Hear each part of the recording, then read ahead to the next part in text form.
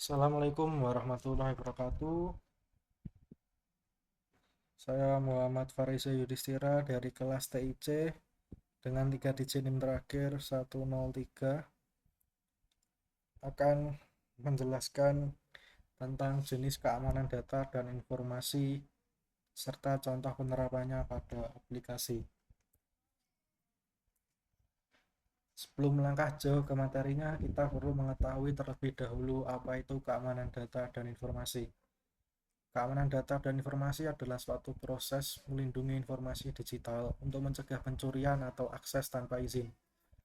Keamanan data mencakup banyak hal seperti software, hardware, izin akses, kebijakan, prosedur organisasi atau perusahaan, dan lain-lain.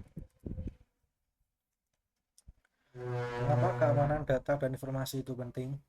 Menjaga keamanan data sangat penting karena data merupakan aset berharga bagi setiap individu, perusahaan, dan negara. Pelanggaran data dapat mengakibatkan konsekuensi yang merugikan, seperti pencurian identitas, kebocoran informasi penting, penipuan, hingga kerugian finansial. Selain itu, pelanggaran data juga dapat merusak reputasi dan mengganggu operasional bisnis. Kasus kebocoran data yang pernah terjadi di Indonesia. Di Indonesia, terdapat beberapa contoh pelanggaran data yang telah terjadi. Salah satunya terjadi pada tahun 2021, di mana terjadi pelanggaran data yang merugikan ribuan nasabah bank. Beberapa bank ternama mengalami serangan cyber yang mengakibatkan kebocoran data pribadi nasabah, seperti nomor rekening, alamat, nomor telepon, dan informasi keuangan lainnya. Kasus lain yang menonjol adalah kebocoran data di salah satu platform e-commerce terkenal di Indonesia, yaitu Tokopedia pada tahun 2022. Hal ini mengakibatkan pada bocornya data pribadi jutaan pengguna, termasuk informasi pribadi dan riwayat transaksi yang diretas dan dijual secara ilegal. Hal ini membuat kepercayaan konsumen terhadap Tokopedia menjadi berkurang. Berbagai ancaman terhadap keamanan data dan informasi. Ancaman terhadap keamanan data dan informasi sangat banyak yang dapat kita temui. Namun di sini saya hanya mengambil 4 yang paling umum atau yang paling sering kita dengar. Yaitu yang pertama adalah malware. Malware merupakan perangkat lunak berbahaya seperti virus, worm, trojan, dan ransomware yang dapat merusak, mencuri, atau mengenkripsi data tanpa izin. Berikutnya ada phishing. Phishing merupakan teknik rekayasa sosial yang menipu korban agar memberikan informasi sensitif seperti password, kode OTP, data kartu kredit, dan lain-lain melalui email, pesan, ataupun website palsu. Hacking. Hacking merupakan tindakan mengakses tidak sah ke dalam sistem ataupun jaringan untuk mencuri, mengubah, atau menghancurkan data. Dan yang terakhir ada serangan DDoS, Distributed Denial of Service. Serangan ini membanjiri server dengan trafik berlebihan, sehingga layanan tidak bisa diakses. Beberapa contoh umum keamanan data dan informasi. Ada berbagai cara untuk melindungi data dan informasi, seperti autentikasi, enkripsi, dan verifikasi dua langkah. Metode-metode ini digunakan untuk menjaga kerahasiaan, integritas, dan ketersediaan data dari berbagai ancaman. Namun, tiga tadi itu masih kurang untuk menjaga data kita secara aman, sehingga banyak faktor atau banyak fitur yang seharusnya digunakan oleh pengembang. Nah, berikut ini akan dijelaskan beberapa contoh umum lain penerapan keamanan data dan informasi. Yang pertama, kita jelaskan terlebih dahulu tentang enkripsi. Enkripsi atau data encryption merupakan metode pengamanan data melalui algoritma yang mengubah data menjadi sebuah format yang tidak akan terbaca oleh orang yang tidak memiliki wewenang. Hanya pengguna yang berwenang dengan kata kunci sesuai saja yang bisa membuka maupun mengakses informasi tersebut. Enkripsi biasanya sering kita temui dalam chat WhatsApp, di mana pesan WhatsApp sudah terenkripsi sehingga tidak dapat diakses oleh pihak WhatsApp itu sendiri. Yang dapat mengetahui isi pesan adalah pengirim dan penerima pesan. Selain di pesan WhatsApp, enkripsi juga sering digunakan di dalam password sebelum kita login ke dalam aplikasi. Yang berikutnya yaitu login alert atau peringatan pemberitahuan login. Suatu aplikasi akan memberitahu kita jika ada upaya login ke akun dari perangkat atau lokasi yang tidak dikenal. Hal ini memungkinkan kita untuk segera mengambil tindakan jika ada aktivitas mencurigakan, seperti mengganti password.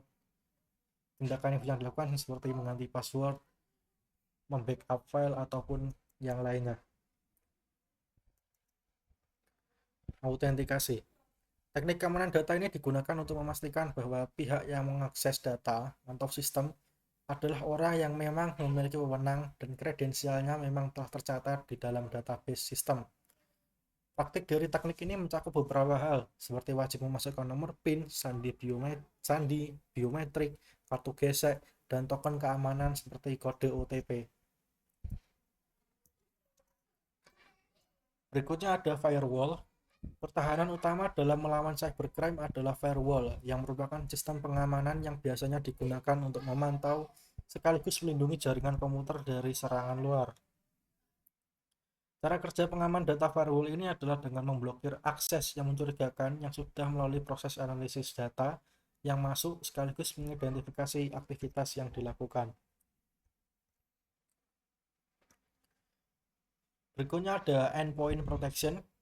Endpoint protection ini umum digunakan untuk melindungi perangkat akhir seperti smartphone dan komputer dari cybercrime. Pengamanan data jenis ini berupa perangkat lunak antivirus sekaligus pelindungan terhadap malware yang akan memantau dan mendeteksi tanda-tanda serangan cyber.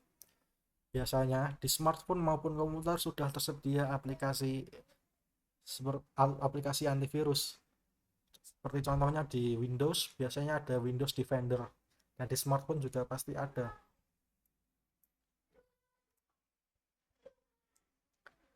Berikutnya itu penghapusan data. Menghapus data yang sudah tidak dibutuhkan harus dilakukan dengan benar dan teratur. Penghapusan data atau data eraser merupakan jenis pengamanan data yang dilakukan dengan menggunakan perangkat lunak dalam melakukan overwrite di perangkat penyimpanan supaya tidak bisa dipulihkan lagi. Pencadangan dan pemulihan. Berbeda halnya jika penghapusan data sebelumnya itu tidak dapat dipulihkan, pencadangan dan pemulihan masih dapat, tentu saja sesuai namanya, masih dapat dipulihkan. Pencadangan pemulihan mengacu pada teknologi dan praktik untuk membuat salinan data dan aplikasi secara berkala ke perangkat sekunder yang terpisah dan kemudian menggunakan salinan tersebut untuk memulihkan data dan aplikasi dan operasi bisnis yang menjadi sandarannya. Jenis perangkat atau layanan yang dapat digunakan seperti cloud, drive, tape, HDD atau SSD, dan server cadangan.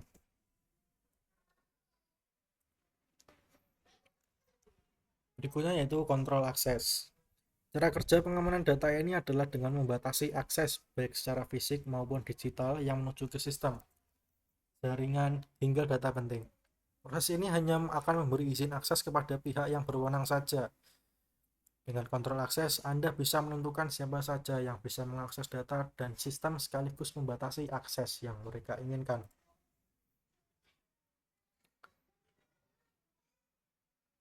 Lanjut ke berikutnya. Penerapan keamanan data dan informasi pada aplikasi yang sering kita gunakan. Aplikasi yang sering kita gunakan seperti Facebook, WhatsApp, Tokopedia, Instagram, TikTok, dan lain-lain pasti memiliki sistem keamanan data dan informasi untuk menjaga data konsumen atau user tetap aman dari serangan cyber. Setiap aplikasi pasti punya caranya tersendiri untuk melindungi data usernya.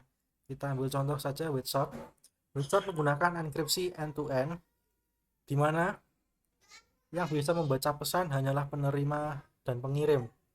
Pihak lain tidak bisa membaca, bahkan pihak WhatsApp sendiri, karena kode enkripsi hanya tersedia di perangkat penerima dan pengirim. Berikutnya lalu ada login dengan OTP pada Tokopedia. Sebelum kita login, biasanya ada pemberitahuan untuk memasukkan kode OTP yang dikirimkan melalui email maupun nomor HP kita. Dan contoh lalu berikutnya masih banyak contoh lainnya. Nah, berikut ini akan saya berikan contoh lain dari penerapannya. Keamanan data dan informasi pada WhatsApp. Seperti yang saya jelaskan tadi, WhatsApp menggunakan enkripsi end-to-end, di mana hanya pengirim dan penerima yang tahu isi pesan yang dikirim. Pesan tersebut tidak dapat diakses oleh pihak pengelola WhatsApp. WhatsApp juga menyediakan verifikasi dua faktor, 2AF yang sebenarnya, Two Authentication Factor, untuk melindungi pembajakan dari luar. Selain itu, WhatsApp akan memberikan pemberitahuan jika kode keamanan akun telah berubah. Yang berikutnya itu keamanan data dan informasi pada e-commerce Tokopedia. Tokopedia menggunakan berbagai fitur keamanan untuk melindungi data dan akun penggunanya. Beberapa di antaranya meliputi verifikasi dua langkah, baik itu OTP atau 2FA, untuk mencegah login tidak sah. Lalu ada enkripsi data dan koneksi HTTPS untuk menjaga kerahasiaan informasi. Lalu sistem deteksi aktivitas mencurigakan untuk memantau potensi penyalahgunaan akun, serta pembatasan hak akses pada sistem internal. Selain itu, Tokopedia juga menyediakan notifikasi keamanan dan imbauan rutin kepada pengguna, seperti anjuran mengganti kata sandi secara berkala guna memperkuat perlindungan akun.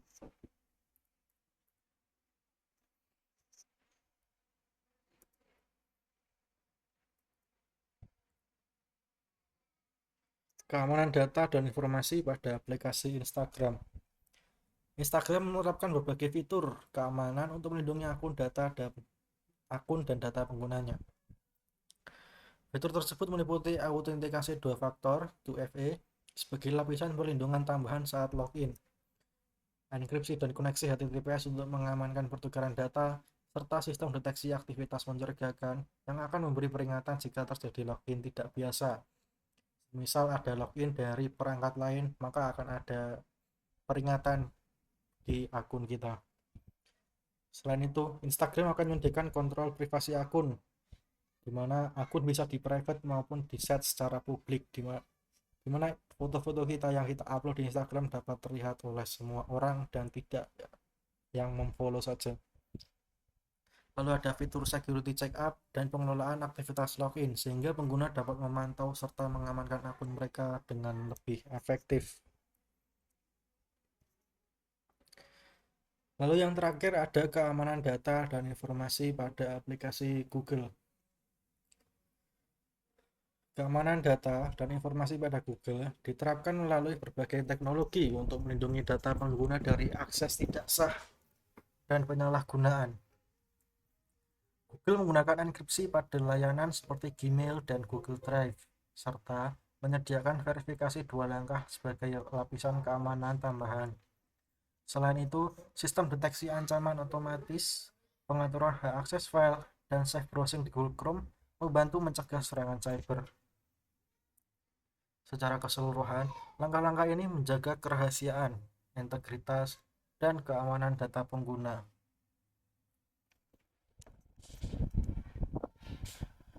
Kesimpulan, keamanan data dan informasi merupakan aspek yang sangat penting dalam penggunaan aplikasi di era digital.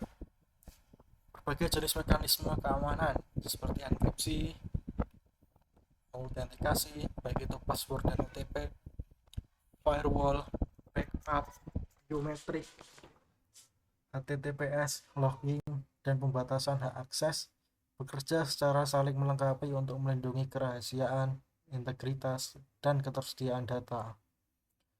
Penerapan fitur-fitur tersebut pada aplikasi membantu mencegah kebocoran data, akses tidak sah, serta berbagai ancaman cyber lainnya. Namun, tidak hanya pengembang saja yang harus cerdas untuk mengamankan data. Kita sebagai pengguna juga harus berhati-hati terhadap phishing dan penipuan agar data kita tetap aman. Kita harus mengikut turut andil dalam keamanan data kita. Karena jika hanya pengembang saja yang mengamankan data kita dan kita tidak peduli terhadap data kita, ada kemungkinan besar data akan dapat diakses oleh pihak ketiga yang tidak bertanggung jawab. Karena itu, password, akun rekening, nomor rekening, dan sebagainya harus kita jaga dengan baik agar data kita tetap aman dan tidak diakses oleh orang yang bertanggung jawab.